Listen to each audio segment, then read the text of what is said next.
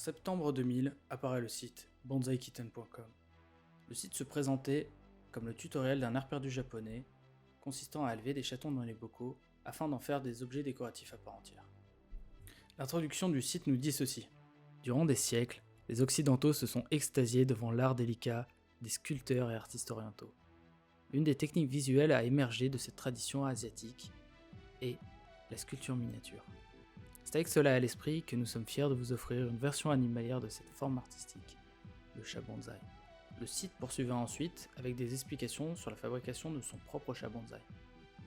On doit enfermer un chaton à l'intérieur d'un bocal légèrement plus grand que lui.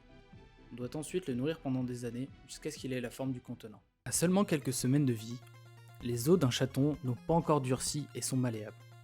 Ils sont extrêmement mous et élastiques.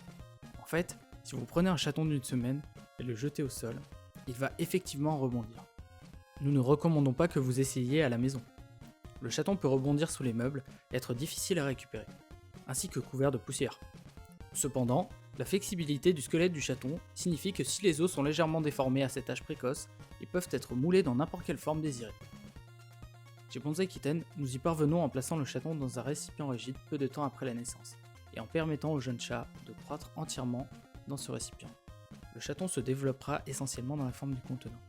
Une fois que le chat a terminé sa croissance, il est retiré du récipient et on le casse pour l'en libérer, produisant l'adorable animal de compagnie poilu que vous avez toujours voulu. Mais il reste dans la forme que vous avez toujours rêvé. Il n'y a pratiquement aucune limite à la forme éventuelle de votre animal de compagnie.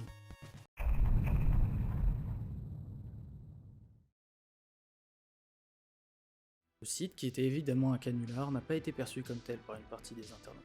Et c'est Human Society, une association pour la protection du droit des animaux, qui a tiré la sonnette d'alarme internationale envers ce qu'ils considéraient comme être une incitation à des comportements cruels dirigés envers les animaux et une glorification de la torture animale. Ils firent passer une pétition avec pour but de faire fermer le site. Le site n'était debout que depuis quelques semaines quand il ferma pour la première fois. Le créateur de Rotten.com, Thomas Dell, décida d'héberger le site et lui permit un deuxième essor. Peu de temps après, la Massachusetts Society for the Prevention of Cruelty to Animals demanda l'appui du FBI et du département de police du Massachusetts. Et après 6 mois d'enquête et plusieurs recours juridiques, le site resta ouvert, toutes les options étant épuisées. Le site était évidemment un canular. L'adresse et le numéro de téléphone pour commander son matériel n'existaient pas. Il n'affichait même pas de prix.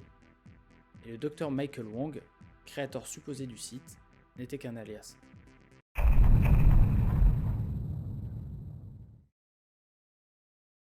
Maintenant, la question à se poser, c'est qui était derrière le site internet et pourquoi. Après seulement quelques jours de recherche, le FBI se rendit compte que le site était hébergé par la Massachusetts Institute of Technology, plus connu sous le nom de MIT. Le créateur du site internet ne sera finalement pas identifié et sera couvert par le MIT, l'école affirmant que rien d'illégal n'avait été commis.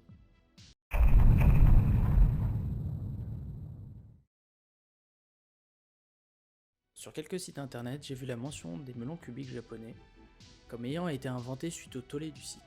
Mais toutes les pages qui en font mention n'ont pas de source ou se sourcent entre elles.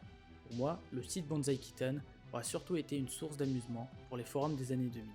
Et encore une preuve que ce qui se passe sur internet ne peut pas être compris en dehors. Salut, j'espère que la vidéo vous a plu. Si vous l'avez aimé, n'hésitez pas à me le faire savoir. Et si vous connaissez d'autres sujets que vous aimeriez que je traite dans une prochaine vidéo, laissez-le moi dans les commentaires. Allez, ciao!